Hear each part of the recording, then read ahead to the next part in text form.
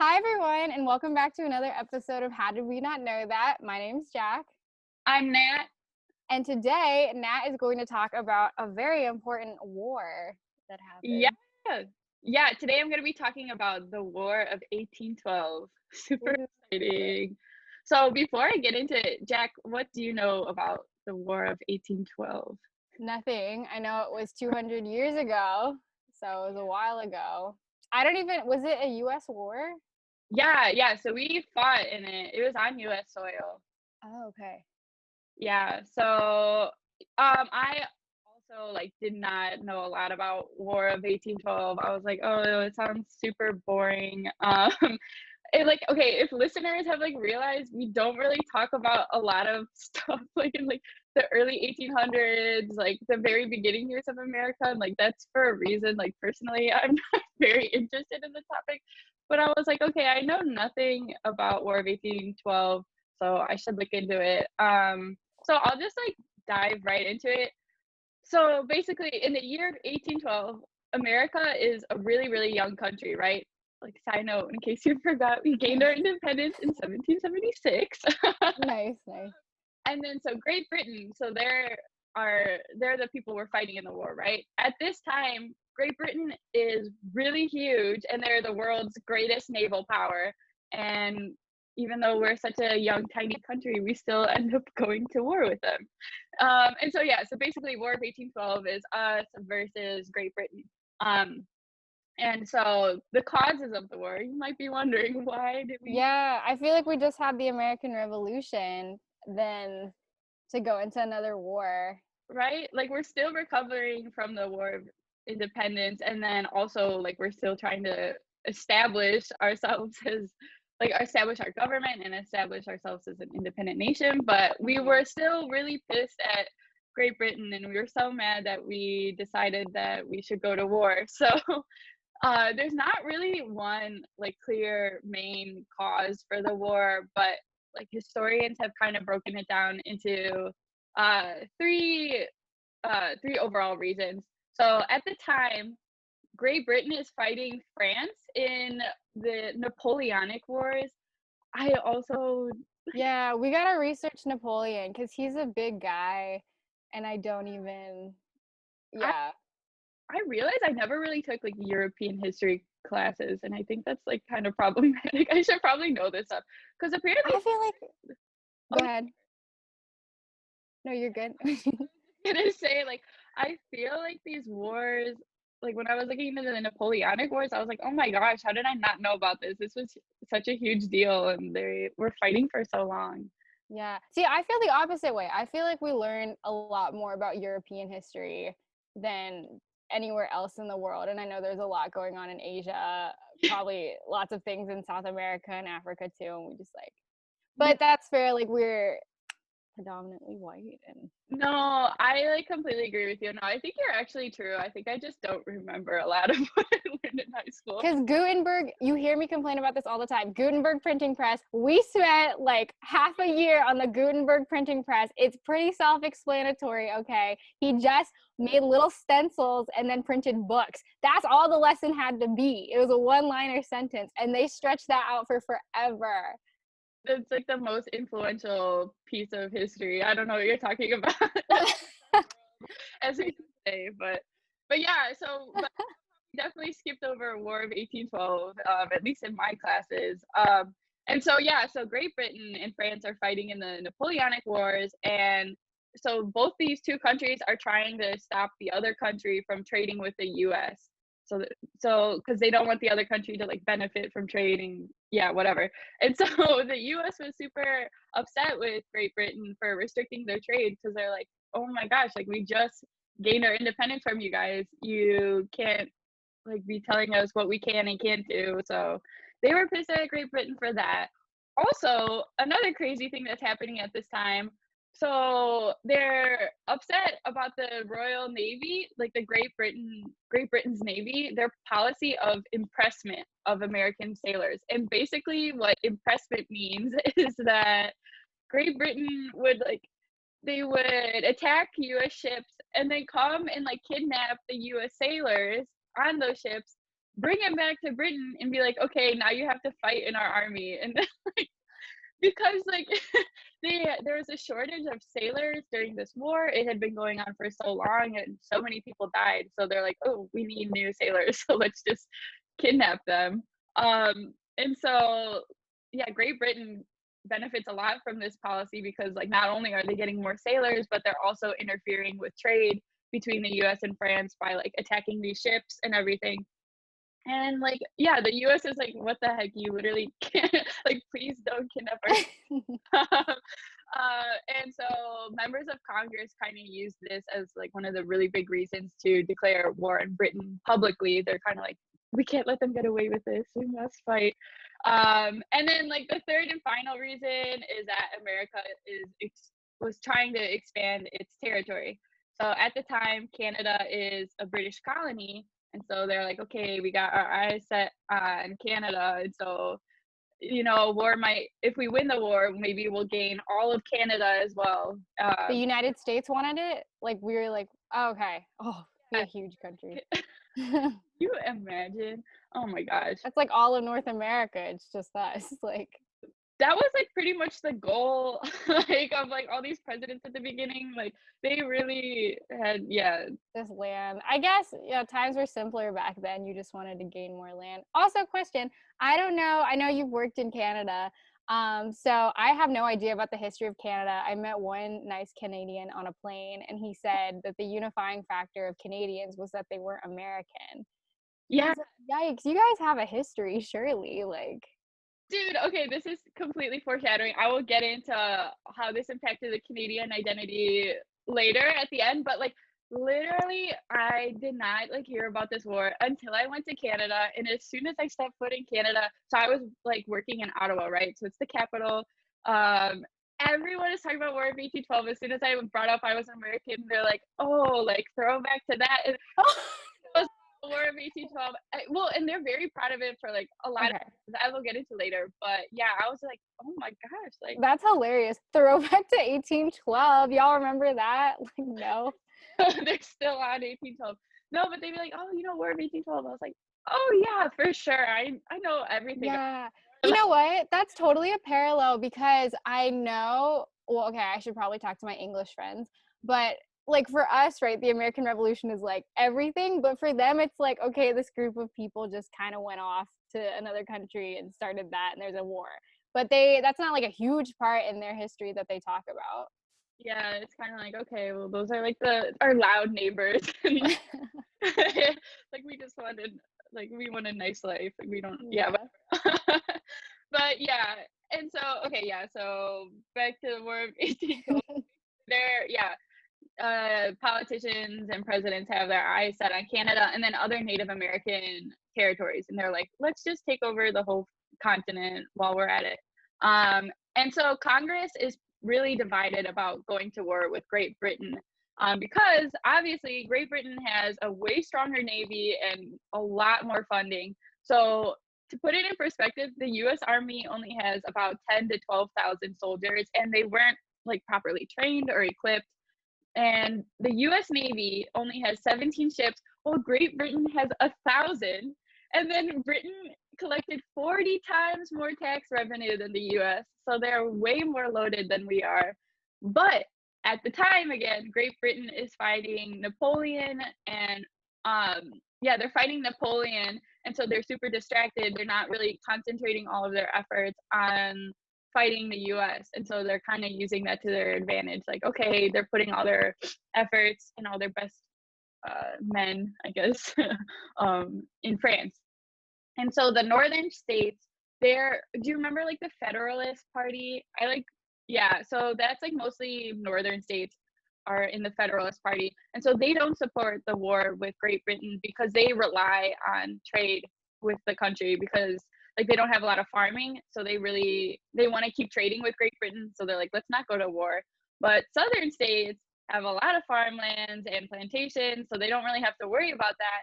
And they are like, hey, like we should go to war with Great Britain because they also want more land for farming and for slavery. So yeah, there's very much a divide between North and South again. And so when it's voted on in Congress, it would actually be the smallest margin of votes for a declaration of war in US history.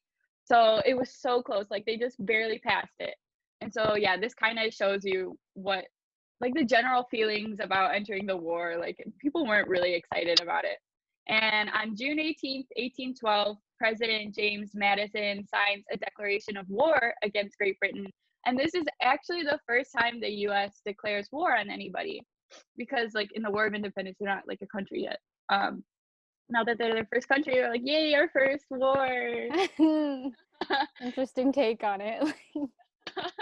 Exactly. And so yeah, so the war begins, and almost immediately, like the U.S. forces start attacking Canada in order to like strike at Great Britain because it's a British colony.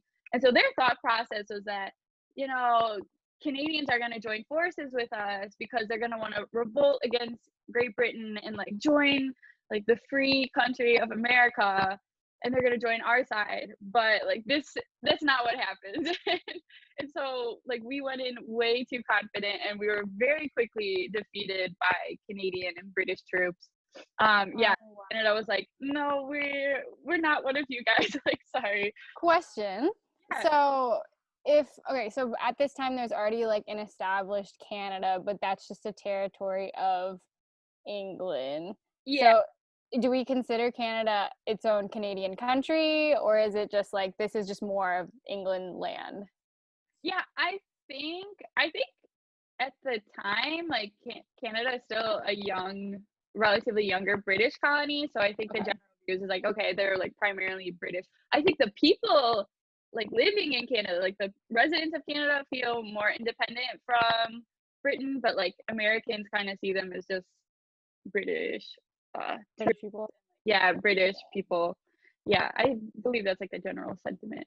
But Okay. yeah, we are very quickly defeated by Canada, and we're very shocked. Like, whoa, we were not expecting a strong resistance. Right. Everyone's supposed to be so nice in Canada. Like, Like wait, this isn't how we planned it. yeah, like I was not expecting this, but yeah. So U.S. troops, they actually surrender the town of Detroit, Michigan, without any shots being fired. Like they're just like, so scared that I think they kind of just run away. Like no The one's. United States. We were just like, you can have Detroit. Yeah.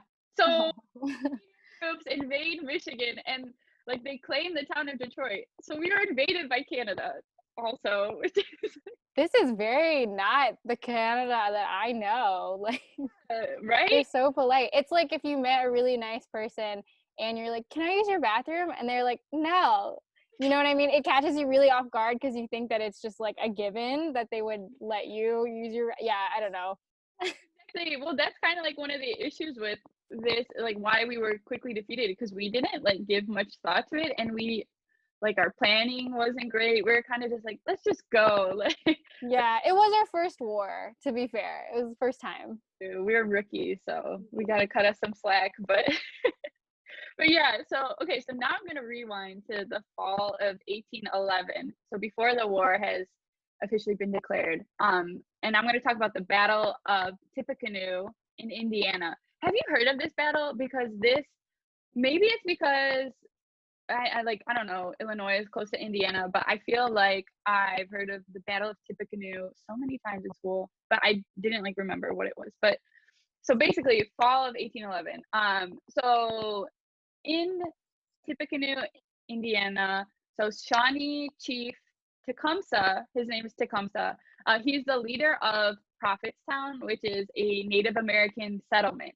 And so Chief Tecumseh, he's encouraging other Native Americans to abandon the ways of whites, especially in regards to alcohol and consumer goods. And he's like, okay, like just don't listen to what all the white people are telling you, like just ignore them, and then like we should all, I guess, like unite, let's create our own settlement, like there's safety in numbers, like yeah. So he's creating the settlement, and he's also a lot more militant than other Native American leaders at the time. And so his vision is uniting Native American tribes across the country and actively resisting white settlement. And so obviously the US government is not a fan of Tecumseh, And so they send General William Henry Harrison to destroy the settlement of Prophetstown in the Battle of Tippecanoe, which also, okay, I just want to add a quick side note. So William Henry Harrison, this general, he would later become president in 1840, and he gives the longest inauguration speech ever in US history. He catches a cold from this speech, and then he dies 40 days later. Oh, I think I've heard of this president. Is he the one with the shortest term?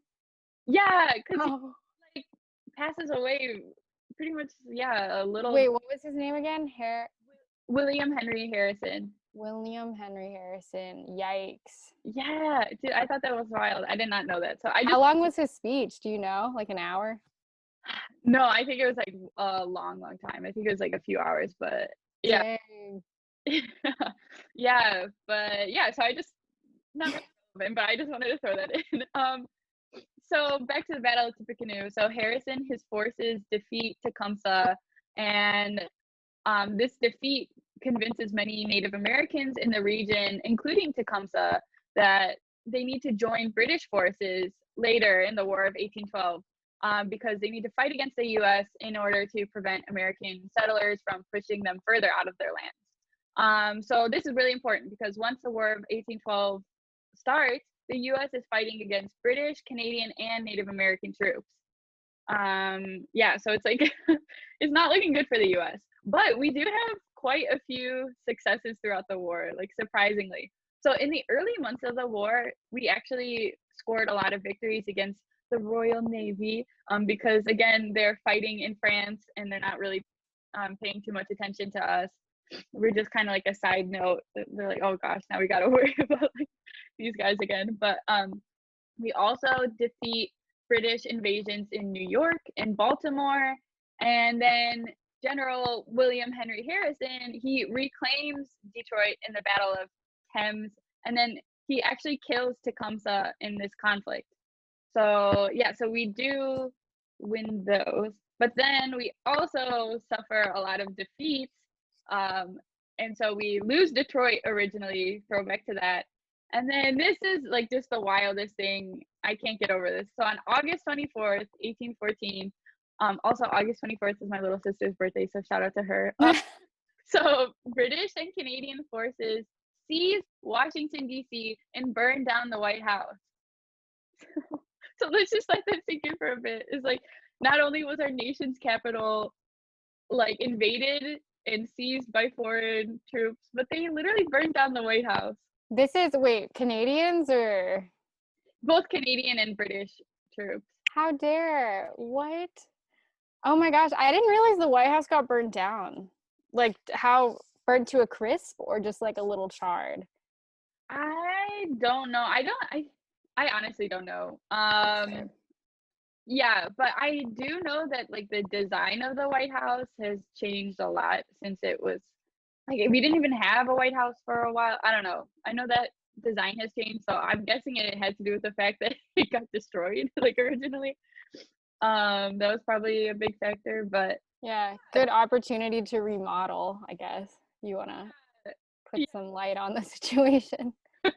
yeah, that's a good way to look at it. But yeah, when I was working in Canada, this is what like it would people would always bring this up all the time, be like, oh, remember when we burnt down the White House in the War of 1812? And like people would love to like joke about it. And I'm like, oh my gosh, like I really had no idea that Yeah, happened. But Canadians remember and they're very proud of it. this is the first time I'm hearing that the White House was burnt down by Canadians. This is such a big deal. Like I don't know why like we don't talk about this. It's probably Yeah, because it's embarrassing for us, right? yeah, yeah, but I thought that was wild. Our capital like was seized by foreign invaders. That's wild. Yeah. But again, like there are more successes. So despite all this, like uh we still have some victories and we turn out okay in the end, obviously. And so on September 13th, 1814, so 2 years after the war began, US soldiers successfully defend Fort McHenry after 25 hours straight of bombardment by the British Navy. So that's a long time. And then the next morning, the fort soldiers raise a giant US flag and this would be the sight that inspired an onlooker to write a poem about the battle. And the poet was Francis Scott Key, and his poem would later be set to the tune of an old English drinking song and would become known as the Star-Spangled Banner, our national anthem. So it's So sweet, but I didn't realize it was to the tune of a drinking song. I also did not know that. I found that out in my research, and I was like, oh, interesting. Yeah, but I definitely thought that the Star Spangled Banner, like, I thought that was about the War of Independence. I didn't realize it was War of 1812. Yeah, me too. I thought that we had that our like national anthem was locked down like by the revolution time. I didn't realize it was like 40 years later. And it took a while for his poem to be like set to the tune of music and then chosen as an anthem. So we didn't have an anthem for a while, I think. Yeah, so it's wild. So all right, so now so flash forward to February 17th, 1815. So this is 3 years after the start of the war. The Treaty of Ghent is ratified, which officially ends the War of 1812.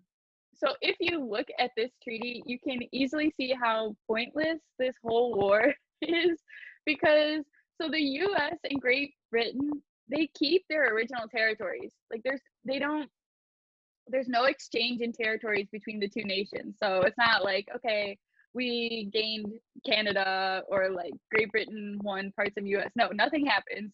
And then the treaty says nothing about ending British impressment of US sailors, and it doesn't say anything about like restricting trade. So like literally the reasons we came into war, like nothing, there's nothing is achieved. And basically everything returns back to normal for the US and Great Britain. But okay, so actually I thought this is so funny. So on January 8th, 1815, so unaware that the war had already ended, British troops attacked the US in the Battle of New Orleans, and they are quickly defeated by General Andrew Jackson's army. And so even though like this was technically after peace had been declared and it's like not, it shouldn't really be part of War of 1812, this left Americans with a taste of victory. So they're like, oh yeah, we definitely won this war. Like, check this out. Uh, Even though none of their pre-war objectives were achieved, they were like, yep, we definitely won. Like, pat on the back for us. It's the American way. But then Great Britain was like, oh no, yeah, like we also won. Like, we're feeling pretty good. Like, that last battle doesn't really count. And like, so like, yeah, because each country like has their own successes and defeats. So both countries are like, yeah, we won. Good for us. Mm-hmm. And however, while there are no clear winners, there is definitely a loser of the war, and that is the Native Americans.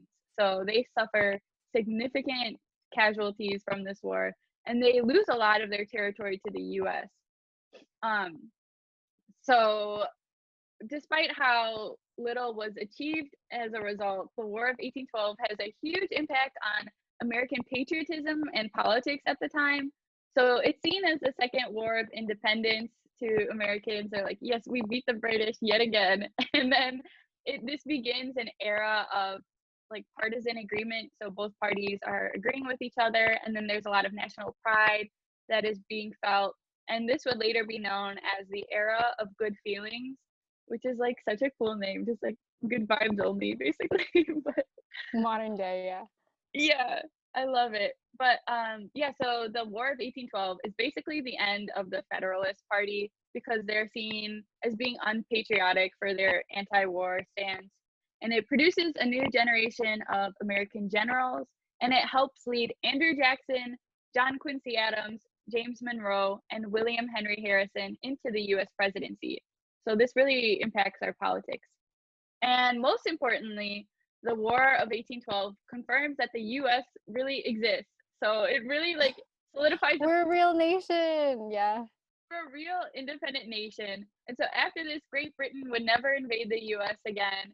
And the US not only saw itself as an independent nation separate from Great Britain, but also as a big player on the world stage. We're like, wow, we can really achieve anything if we have enough soldiers and like gunpowder. But yeah, and so today when we remember the War of 1812, I think it's also important to remember that there are 4 very distinct versions of the story. So in comparison to the American perspective, the British version is often overshadowed in history books by the Napoleonic Wars. And so I actually like texted my British friend the other day. Shout out to him, he knows who he is. And I was like, "Hey, what do you know about War of 1812?" He's like, "Literally, like I don't know that much." He's like, "We always talk about Napoleonic Wars," and yeah, he doesn't really remember War of 1812. And so to put these two conflicts into perspective, the War of 1812 and the Napoleonic Wars. So in the War of 1812, 20,000 people die on both sides, but then in the Napoleonic Wars, 3.5 million people die. So that's like a huge difference. So obviously it makes sense why this war is overshadowed, because again, it's pretty pointless in the end. And additionally, the British see the main cause of the War of 1812 as America's desire for territorial acquisition. So they're like, you guys just wanted to take Canada, so chill. Makes sense. I feel like you're a new nation. You want to prove that you're Yeah. something to be messed with. Question on the dates of the war. So how long did the war last? Like about 3 years. So it's 1812 to 1815. So okay. the name War of 1812 is like a really stupid name because it lasts multiple years, but And then follow-up question. So you mentioned Andrew Jackson, like towards the end of it, and then also that the Native Americans suffered the most. So Trail of Tears, is that related to this at all? I don't really know much about the Trail of Tears other than Andrew Jackson did it, and it was a really sad point. yeah, so actually, honestly, we should cover that in one of our next episodes. But yeah, so Andrew Jackson, so at this time he's a general in the war, and like he gains a lot of, I guess, like national recognition, and people are like, wow, he's a war hero. And so that's what helps him win presidency. But Trail of Tears isn't until after he assumes power as US president, and it was basically what happened, like just to like do a brief summary, like the US wanted to acquire all this Native American territory that was spread across the country, and so they forced Native American tribes to relocate to the Great Plains, so then like white settlers could live in their lands. And so they literally forced them to like walk like hundreds of thousand miles, and so many Native Americans die on the way because it's a really like awful journey. Yeah. I just did the road trip back from the west to the east. That's not a joke. I was like, why would anyone ever want to walk through like Nevada or Nebraska for this long? It's really a long way. He definitely did not have a choice in that. And yeah, so I mean, I think I'm assuming that Andrew Jackson always kind of had these views since he was like younger. But I don't know if this war kind of helped fuel his views that would later like yeah. But yeah, so we should cover that in a later episode. Yeah, I'll take that one up since I brought it up. I'll cover it. All right, everyone stay tuned for that. But Yay. Awesome.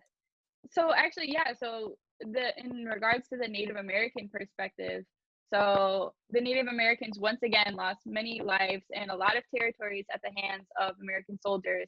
And Tecumseh, one of their most notable heroes, dies in the conflict. And so the defeat of Tecumseh and the Indian Confederation, or Prophetstown, and his whole vision of uniting Native American tribes, that defeat would be seen as a decisive turning point in their losing struggle to govern themselves and stand up against the US government. So that's kind of how it's remembered from the Native American perspective. And like we talked about earlier, for Canadians, the War of 1812 is the cornerstone of nationhood, and it's talked about a lot more. And it shows that this war like shows that they're not only a distinct nation from America, but also that they're strong enough to successfully defeat an American attack and are actually able to invade the US and seize the nation's capital.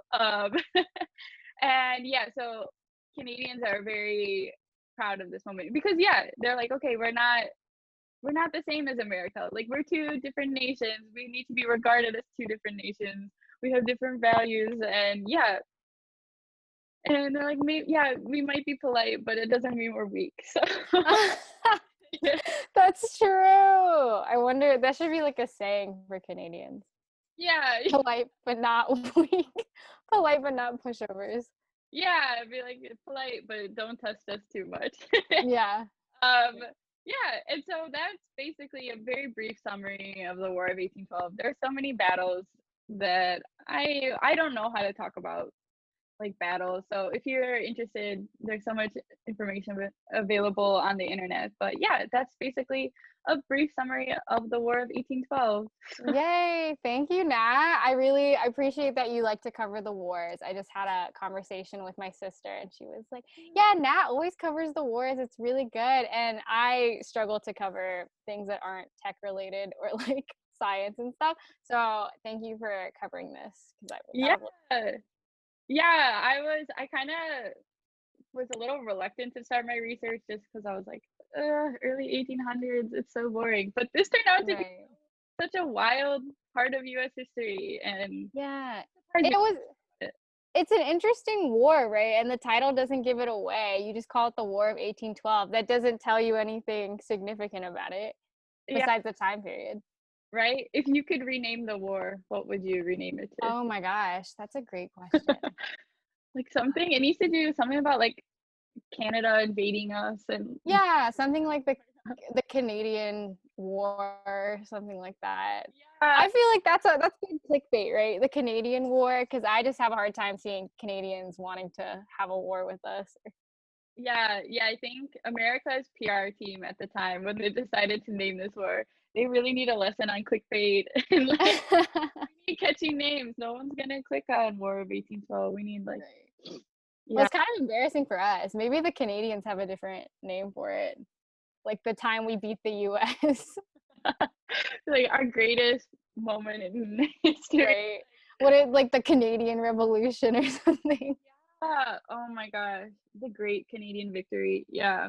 Yeah. If you guys have any ideas this war should be renamed as, send us an email at howdidwenotknowthat@gmail.com. Or if you're watching on YouTube, leave it in the comments below. Yeah, like and subscribe. Tweet us at How Did We Not Know That or HDWNKT. I think that's our tag, our handle. Twitter, tweet us too. Follow us. Please tweet us.